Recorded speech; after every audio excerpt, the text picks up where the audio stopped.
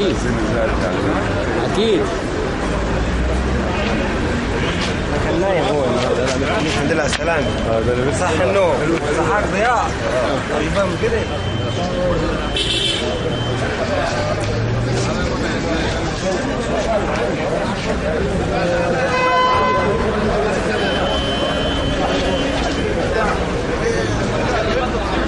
في عيون الناس أقمار تشتهي كل نفس طيبة إلى أن تقف وتستمع إلى سلامها الوطني لدولتها الحبيبة، وخاصة إن كانت هذه الدولة هي مصرنا فلنستمع إلى السلام الوطني.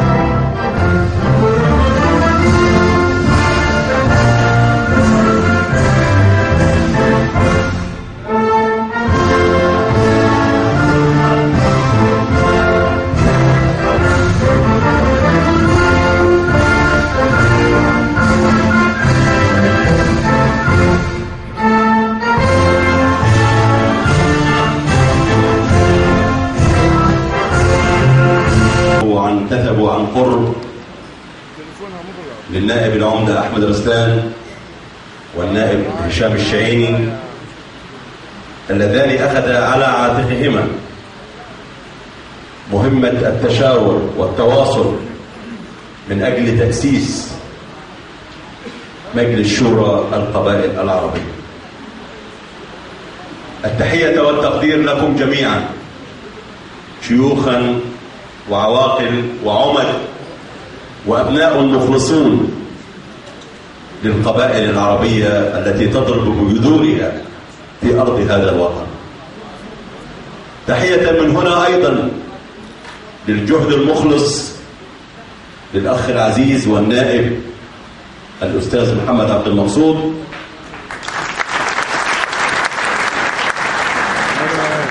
وللسيد محافظ البحر الأحمر اللواء أحمد عبد الله. ما فيش انقلاب ولا فيش أي شيء، في رئيس محترم موجود وفي حكومة مدنية موجودة وخريطة الطريق ماشية مظبوط.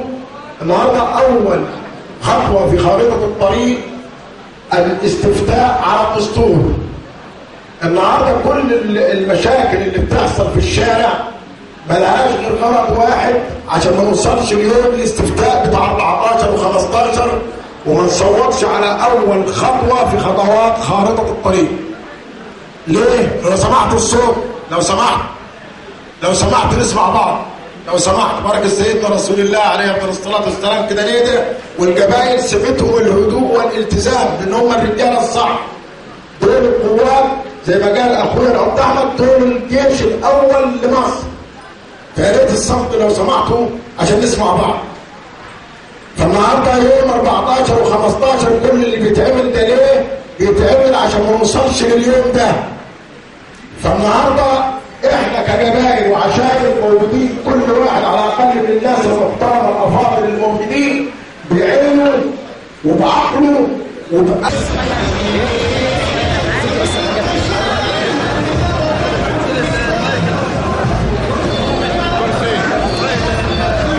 مش عايزه كلام وانا باخد كفايه.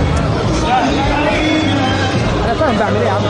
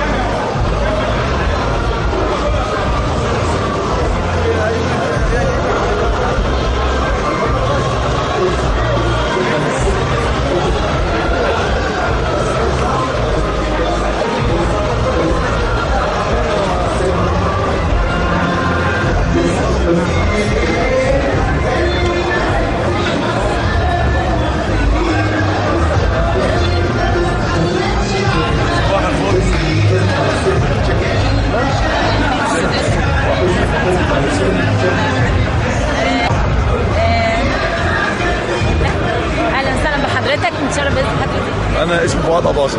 اهلا وسهلا بك. مركز ابو حماد شرقيه. اهلا وسهلا بحضرتك، نورت الغردقه.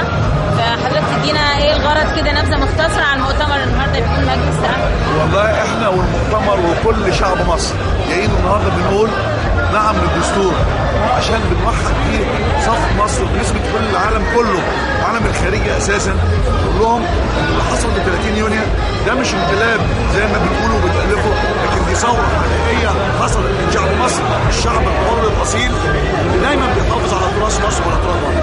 احنا كلنا جينا النهارده عشان نقول نعم للدستور، لازم نطلع ونثبت للعالم ده شعب مصر.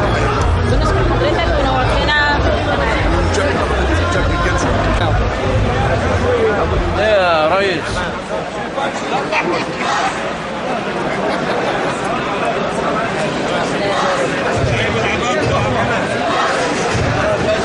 حسين فايد ورفع عمر الشعب. اهلا وسهلا بحضرتك. اهلا بيك. اهلا شرفتنا مجلس النهارده. حضرتك نبذه مختصره نعرف ايه الغرض النهارده من مجلس النهارده في الغردقه؟ طبعا احنا كلنا شايفين ان مصر بتمر بمحنه صعبه.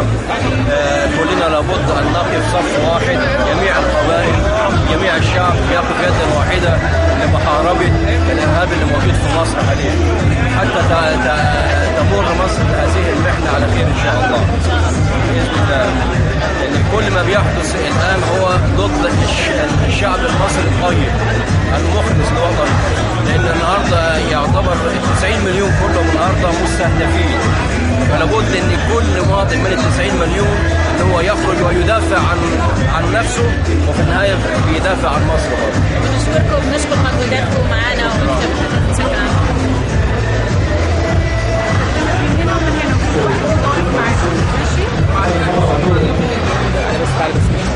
امشي وراك اشوف الورقه اللي انت هتديني الناس اعمل لها بارون على لقاء.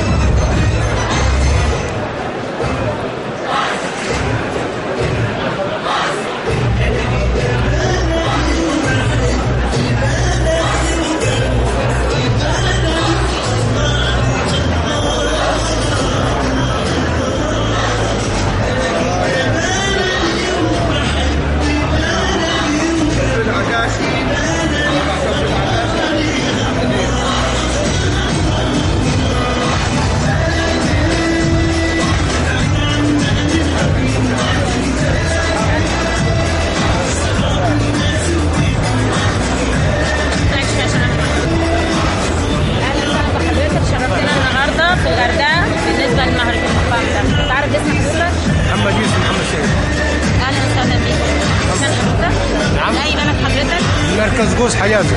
اهلا وسهلا بيك. خلينا كده نبذه مختصره عن الغرض اللي بيقوم عليه النهارده المجلس العربي. نعم على الدستور.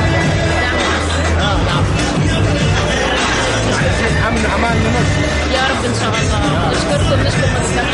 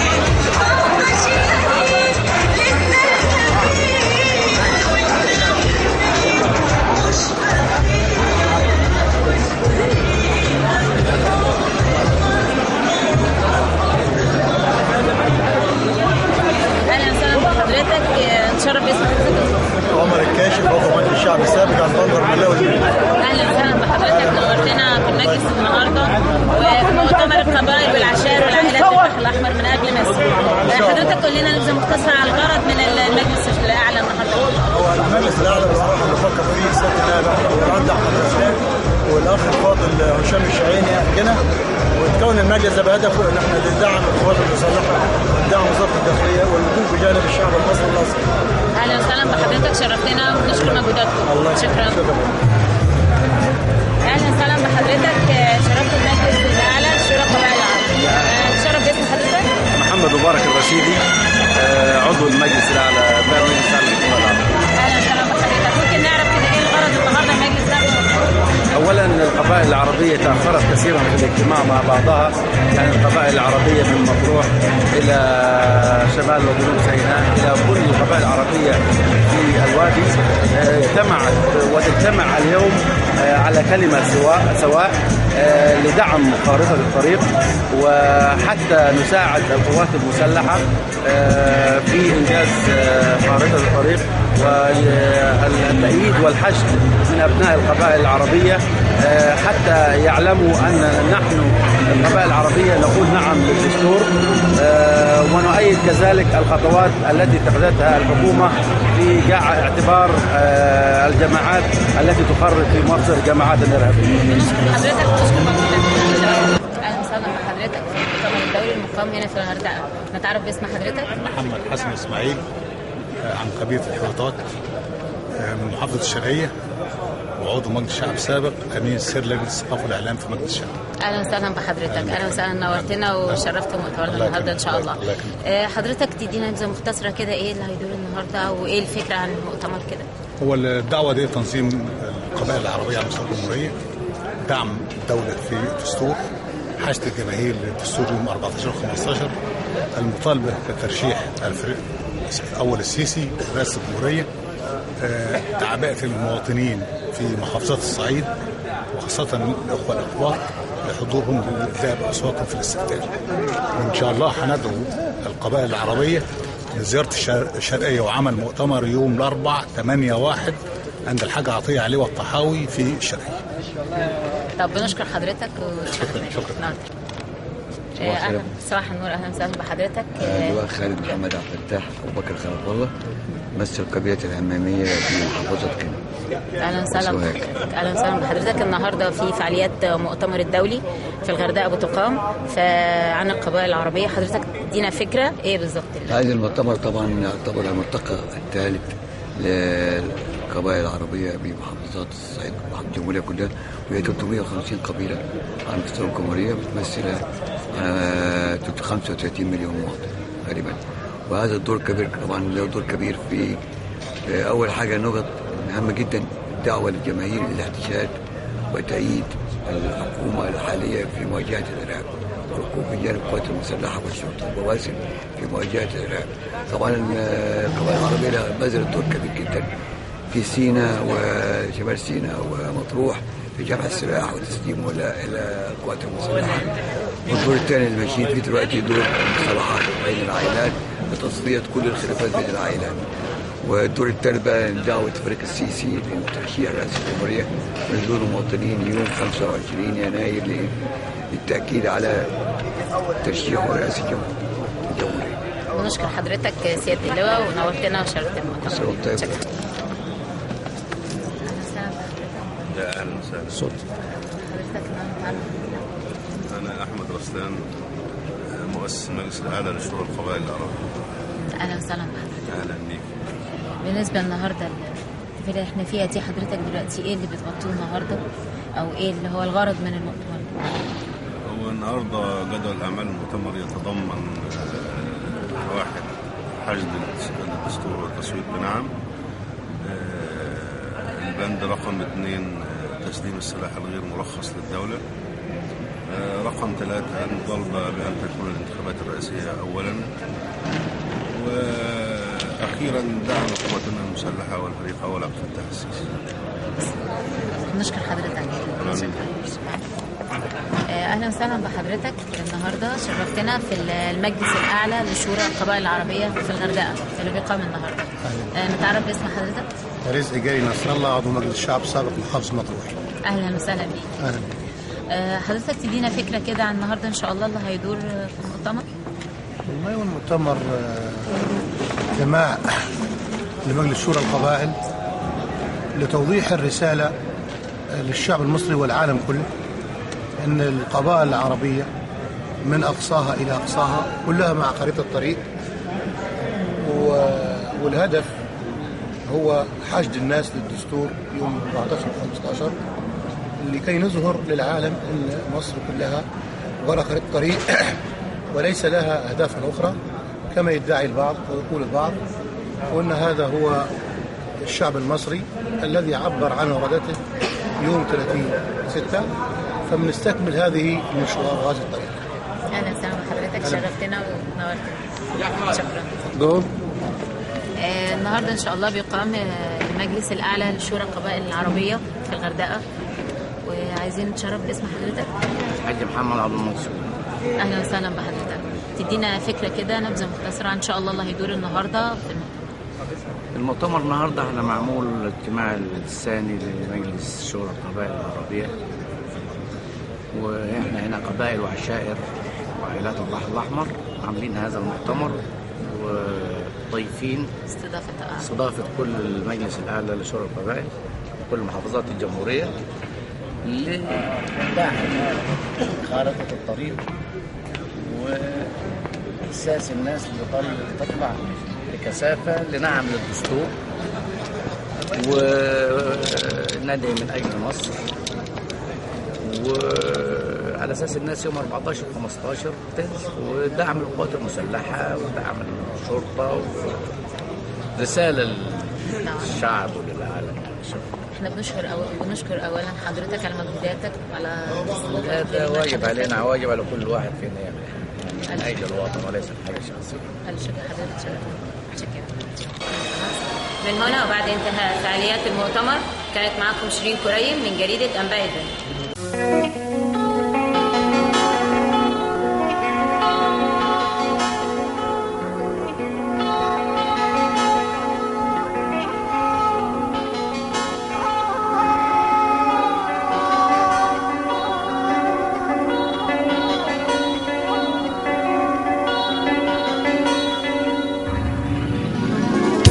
انتي بلاد طيبة وقريبة وحبيبة، ده انتي امل وحنان